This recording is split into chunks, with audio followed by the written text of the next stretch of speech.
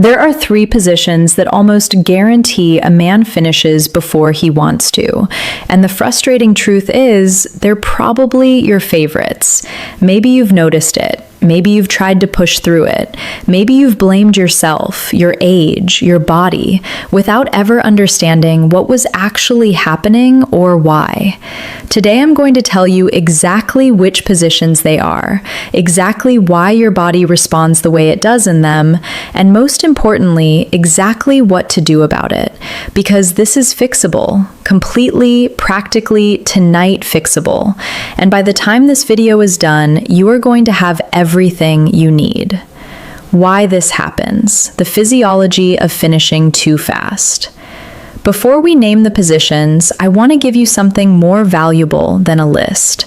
I want to give you the understanding behind the list, because when you understand why your body responds the way it does in certain positions, the fix stops feeling like a workaround and starts feeling like something you are genuinely in control of. And that shift from confusion to understanding is where everything changes. So let's talk about what is actually happening in your body when ejaculation arrives faster than you want it to. The ejaculatory reflex is controlled by the sympathetic nervous system. Think of the sympathetic nervous system as your body's accelerator. It governs the fight or flight response. It drives urgency. It speeds things up. When it activates strongly, everything in your body moves toward a conclusion, including ejaculation. Now, here is the key thing to understand. The sympathetic nervous system does not activate in response to one single trigger. It responds to the total accumulation of stimulation, physical tension in your muscles, the intensity of friction and pressure on the most sensitive parts of your body, your heart rate, your breathing, your emotional and psychological state, and even visual input. When multiple triggers activate simultaneously, and certain sexual positions are extraordinarily efficient at doing exactly that, the sympathetic nervous system reaches its threshold faster than you can consciously manage, and the ejaculatory reflex fires. This is not weakness. This is not failure. This is not age. This is physiology. Specifically, it is the compounding of multiple physiological triggers happening at the same time, driven in large part by the mechanics of the position you are in. There is also a psychological layer that sits on top of all of this, and for men over 60 in particular, it is one I want to address directly: performance anxiety. The fear of finishing too fast is, clinically speaking, one of the most powerful accelerants of finishing too fast. When a man enters a sexual encounter carrying anxiety about ejaculatory control, that anxiety activates the sympathetic nervous system before physical stimulation even begins. The body is already partway to the threshold before anything has happened, and then when stimulation begins, particularly in a high trigger position, the remaining distance to the finish line is far shorter than it should be. It is a self-reinforcing cycle. The fear creates the tension. The tension accelerates the response. The response confirms the fear. And the next encounter begins with even more anxiety already loaded into the system. Understanding this cycle is the first step to breaking it. And breaking it begins with knowing exactly which positions are doing the most damage and why. Let's go through them one by one. Position number 1, Missionary, man on top. Let's start with the most classic position in the repertoire. Missionary, man on top, face-to-face, full body contact. It is intimate. It is emotionally connecting, and for a very specific set of physiological reasons, it is one of the most reliable triggers for early ejaculation that exists. Here is what is happening in your body when you are in this position. First, pelvic floor muscle tension. When a man is on top, supporting his own body weight on his arms and knees while simultaneously thrusting, his pelvic floor muscles are under significant sustained contraction. And here is the the critical piece of anatomy that most men have never been taught. The pelvic floor muscles are directly involved in the ejaculatory reflex. Specifically, it is the rhythmic, involuntary contraction of the bulbospongiosus and ischiocavernosus muscles, both part of the pelvic floor, that drives ejaculation itself. When your pelvic floor is already held in sustained tension because of the physical demands of the position, holding your body up, controlling your movement, managing the mechanics of thrusting, you are essentially preloading the ejaculatory mechanism. You are tightening the very muscles that, when they contract involuntarily, produce ejaculation. And you are doing it continuously throughout the entire encounter. The ejaculatory threshold is therefore reached faster, often significantly faster, not because of anything you did wrong, but because of the mechanical demands of the position itself. Second, full body physical load. In Missionary, you are managing your own weight, your partner's comfort, the angle and rhythm of movement, and your own arousal simultaneously. That is a significant physical and cognitive load. Physical exertion raises heart rate and breathing rate, both of which are sympathetic nervous system activators. The more your heart rate climbs, the closer your body moves toward its ejaculatory threshold. Third, maximum friction and stimulation. The missionary position, particularly with deep thrusting, creates sustained, intense friction along the full length of the penis, including the frenulum and the glans, which are the two most neurologically sensitive regions. Sustained, intense, rhythmic. Stimulation of these areas is the most direct route to ejaculatory reflex activation that exists. And fourth, the performance pressure dimension.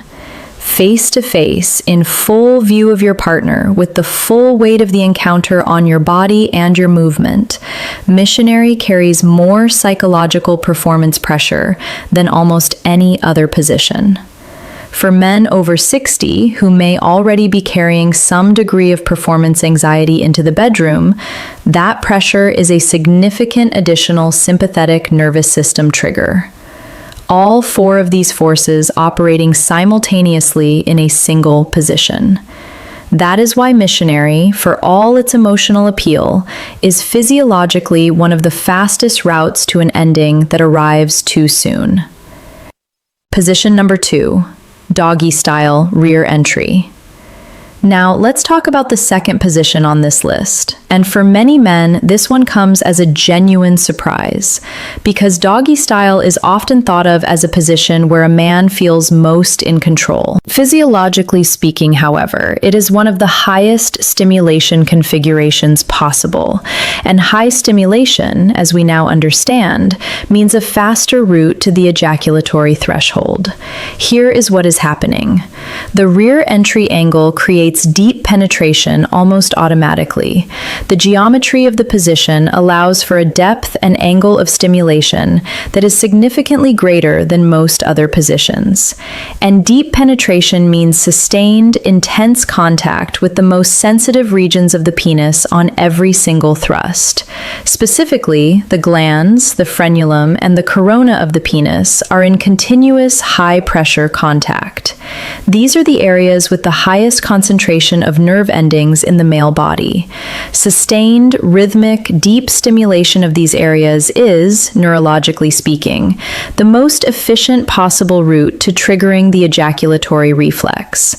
But the mechanics of the position are only part of the story. The visual dimension of rear entry is the second major factor, and it is one that is almost never discussed in clinical terms, but deserves to be. Sexual arousal has both a physical and a neurological component. The visual cues available in the rear entry position, the visual context of the encounter itself, create a significant additional layer of sympathetic nervous system activation that compounds the physical stimulation already occurring. In practical terms, what you see in this position activates arousal pathways in the brain simultaneously with what you feel physically. Both channels are firing at high intensity at the same time, and the cumulative neurological load pushes the sympathetic nervous system toward its threshold considerably faster than either channel would do independently. Add to this the fact that in doggy style, the man is again in the active thrusting role, which means pelvic floor tension, physical exertion, elevated heart rate, and all of the sympathetic nervous system triggers we identified in Missionary are present here as well. The result is a position that combines maximum physical stimulation with maximum visual arousal cues with maximum physical exertion. In terms of ejaculatory latency, the time between beginning and finishing, this is one of the most challenging configurations a man can be in, and yet it remains one of the most popular because it feels extraordinary, which is, of course, precisely the problem. Now, before I get to the third position, I want to pause for just a moment. Because if what I've shared so far is already starting to connect dots for you, if you're beginning to understand why certain experiences in the bedroom have played out the way they have, I want you to know that there is a complete guide available that takes everything I teach on this channel and builds it into a single structured roadmap. The complete guide pieces the entire puzzle of men's sexual health together, from fixing erection and performance issues at the foundation to the specific techniques that make a man genuinely exceptional in bed after 60, to how to bring your partner to the same level of desire and engagement as you, so that the connection between you is firing on every cylinder, not just some of them. It is not a collection of tips. It is a handheld, beginning-to-end journey through everything a man over 60 needs to know to perform with confidence, connect with depth, and enjoy his sex life the way he deserves to. I made a full video walking through exactly what the program covers and who it is for. The link is pinned in the comment section and sitting in the video description right now. Go and watch it after this video. I think it is going to land with you in a significant way. Now, let's get to position number 3, and this one, I promise you, is the one that surprises men the most. Position number 3, certain cowgirl angles. Woman on top. This is the position that consistently surprises men when I bring it up in a clinical context, because the immediate assumption is, if she is on top and he is not doing the physical work, surely this is the position where he has the most control? Not always, and here is exactly why. The issue with certain cowgirl angles is not about physical exertion, it is about stimulation geometry. When a woman is on top and leans forward, or when the angle of her hips creates a specific forward tilt, the position produces intense, concentrated pressure directly on the frenulum and the glands of the penis. These are, as we established, the most neurologically sensitive areas of the male anatomy, and in certain cowgirl variations, particularly with a forward-leaning angle, they receive sustained, focused stimulation that is almost impossible to manage or modulate. The man in this position has limited ability to control the rhythm, the depth, or the angle of movement. The pace and pressure are largely determined by his partner, and if the angle is one that creates concentrated gland stimulation, even at a relatively gentle pace, the ejaculatory threshold is reached quickly, with very little warning and very little opportunity to apply any of the control techniques that might otherwise help. There is also a second dimension to this position that is worth naming honestly. For many men, particularly men over 60 who may carry some degree of performance anxiety, the visual and psychological experience of the woman on top position can be intensely arousing in a way that compounds the physical stimulation already occurring. Watching a partner in this position, the loss of physical control, the visual intimacy of the encounter, activates the same dual-channel arousal dynamic we identified in rear entry. physical stimulation and neurological arousal firing simultaneously. And when both channels are operating at high intensity, sympathetic nervous system reaches its threshold faster than either channel would drive it independently.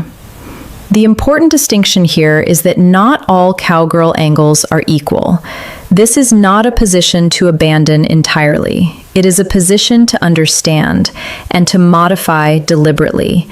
And I will show you exactly how to do that in the fix section coming up. But first, let's talk about why all of this lands differently, and sometimes harder for men over 60 specifically. The over 60 dimension, why this hits differently after 60.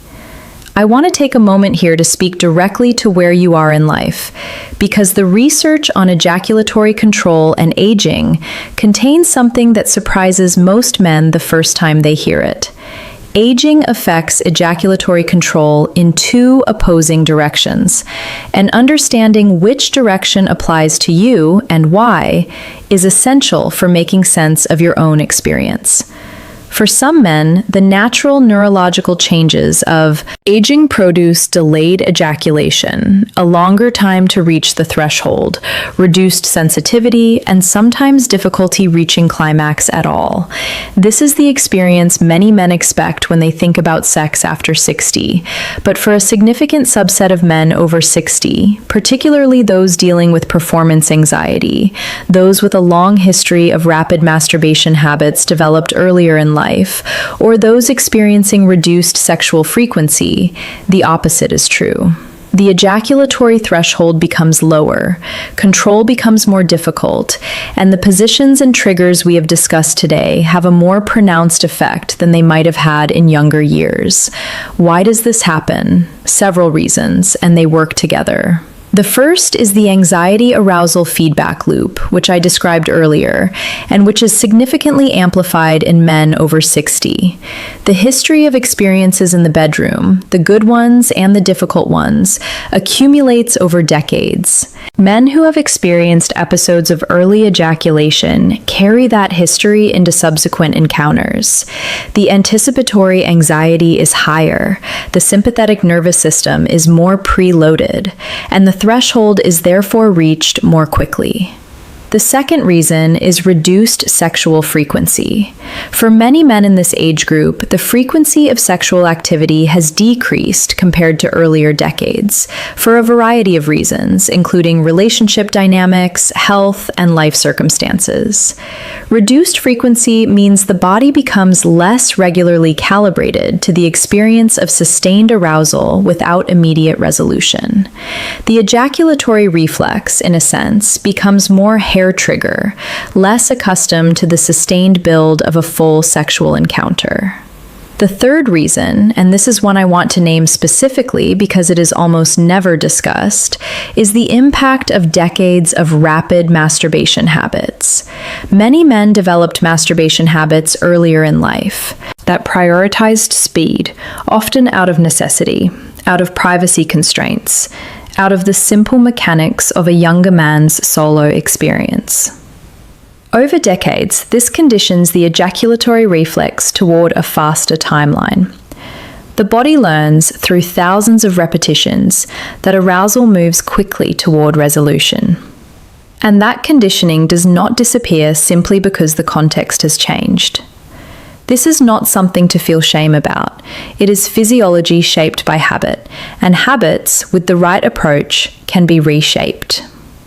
The fourth dimension is performance pressure, and I want to speak to this one with particular care.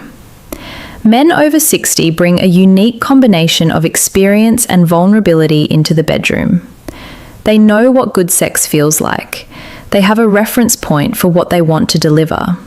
And when the body doesn't cooperate the way it once did, when things move faster than they want, the gap between expectation and experience can feel acutely painful. That gap generates pressure. Pressure generates sympathetic nervous system activation, and sympathetic nervous system activation, as we now understand very clearly, accelerates the very problem the man is trying to prevent. Understanding this cycle is not just intellectually useful, it is the foundation of every practical fix I am about to share with you. The fix, what actually works. All right, this is the section I know you have been waiting for, and I want to deliver it the way a good friend who happens to be a clinician would, directly, warmly, and practically. No fluff, no vague advice, just the things that genuinely work. Let's go through them one by one. Fix number 1, the stop-start method. This is one of the oldest and most well-validated techniques in sex therapy, first described by researcher James Siemens and later refined by Masters and Johnson, and it works.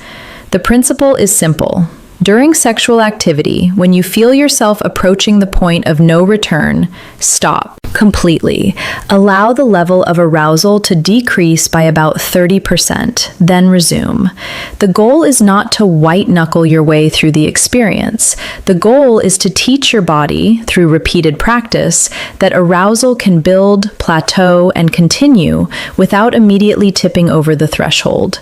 You are literally retraining the ejaculatory reflex, extending the range of arousal your body learns to tolerate before resolution becomes inevitable. In the early stages, this may feel disruptive. It may feel like it interrupts the flow of the encounter. That is temporary. With practice, and I mean real, consistent practice, not occasional attempts, the range of control expands significantly. Men who commit to this method consistently report meaningful improvement within 4 to 6 weeks. Fix number 2, the squeeze technique. Similar in principle to the stop-start method, the squeeze technique involves applying gentle but firm pressure to the head of the penis, the glans, at the point just before ejaculation feels inevitable. The pressure is held for 10 to 20 seconds, which reduces the urgency of the reflex and allows arousal to decrease without ejaculation occurring. This can be done by you or by your partner, and involving your partner in this process, framed as a shared technique rather than a problem to manage alone, often transforms the dynamic of the encounter entirely. It becomes collaborative. It becomes something you are navigating together, and that shift in itself reduces performance anxiety significantly. Fix number 3, pelvic floor training. This is the fix that surprises men the most, and it is, clinically speaking, one of the most powerful interventions available. A randomized controlled trial published in Clinical Urology Research found that pelvic floor muscle training improved ejaculatory control in up to 82% of participants, results that rival or exceed many pharmaceutical interventions, with none of the side effects. The pelvic floor muscles, the same muscles involved in the ejaculatory reflex, can be trained to contract voluntarily and, crucially, to relax deliberately. A man with strong, conscious control over his pelvic floor can, with practice, modulate the tension in these muscles during sexual activity, reducing the preloading effect that positions like Missionary create and extending ejaculatory latency significantly. The exercises themselves are straightforward. You are looking for the muscles you would use to stop the flow of urine midstream. Contract them. Hold for 5 seconds. Release fully. Repeat 10 times. 3 sets per day. Within 4 to 6 weeks of consistent practice, the difference in control is noticeable. Within 12 weeks, it can be transformative. Fix number 4, breathing regulation. This one is simple, immediate, and underused. Deep, slow, diaphragmatic breathing directly activates the parasympathetic nervous system, which is, in effect, the biological opposite of the sympathetic nervous system. It is the brake to the accelerator. When you breathe slowly and deeply during sexual activity, you are actively counteracting the sympathetic nervous system activation that drives early ejaculation. Practically speaking, inhale slowly for 4 counts, exhale slowly for 6. Keep the breath low in your body. belly breathing, not chest breathing. Do this continuously throughout the encounter, and especially during the moments when arousal is building toward the threshold. It takes practice to maintain breath awareness during sex, but even partial implementation makes a measurable difference. And combined with the other techniques I've described, it compounds their effectiveness significantly. Fix number 5, position modifications that extend latency. Now let's talk about the positions that work in your favor. The ones that reduce sympathetic nervous system activation, lower pelvic floor tension, and give you the most natural control over ejaculatory latency. The first is side lying, the spooning position. In this position, both partners lie on their sides with the man behind. The depth of penetration is naturally reduced. The pelvic floor is in a relaxed, non-weight-bearing state. Physical exertion is minimal. Heart rate stays lower, and the pace of the encounter is naturally slower and more regulated. For men working on ejaculatory control, this position is one of the most therapeutically useful available. It allows for genuine intimacy and sensation while removing most of the mechanical triggers that accelerate the reflex. The second is the seated position. Man seated on the edge of the bed or in a chair, partner on top facing him. This configuration allows face-to-face intimacy and emotional connection while distributing the physical control differently. The man's pelvic floor is relaxed. His physical exertion is minimal, and, crucially, he retains the ability to use his hands to gently guide the pace and depth of movement, giving him far more conscious control over the level of stimulation than either missionary or standard rear entry allows. The third is modified missionary with shallow thrusting. Rather than abandoning missionary, which many men are understandably reluctant to do given its emotional appeal, modify it. Shallow thrusting reduces the intensity of gland stimulation dramatically.